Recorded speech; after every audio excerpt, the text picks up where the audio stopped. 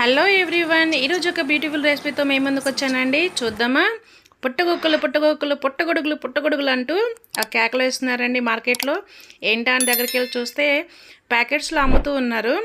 Summer సీజన్లో పుట్టగొడుగులు, ఈ పుట్టకొక్కులు ఏంటా అనుకున్నాను, కానీ ఆర్టిఫిషియల్ అండి, ఇవి న్యాచురల్ అయితే కాదు. తీసుకొచ్చాను, ఫస్ట్ టైం కర్రీ చేశాను, బాయిల్ చేశాను, పసుపు కల్లుప్పు వేసి 5 మినిట్స్లో బాయిల్ అయిపోయాయి. ఒక కడాయి పెట్టుకొని తగినంత ఆయిల్ వేసేసి ఆనియన్స్, పచ్చిమిర్చి, ఎండుమిర్చి, కరివేపాకు అన్నీ వేగిన తర్వాత అల్లం వెల్లుల్లి ధనియాల పేస్ట్ వేసేసి వేగిన తర్వాత పసుపు, కారం, సాల్ట్ వేసేసి టమాటోస్ కూడా వేసేయండి. కొంచెం కస్తూరి మెత్తి వేయండి, శనగపప్పు కూడా నానబెట్టిని వేసేయండి.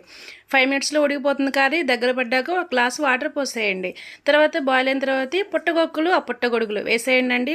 కర్రీ మాత్రం చాలా టేస్టీగా రెడీ అయిపోయిందండి. కొంచెం కొత్తిమీర వేసేయండి.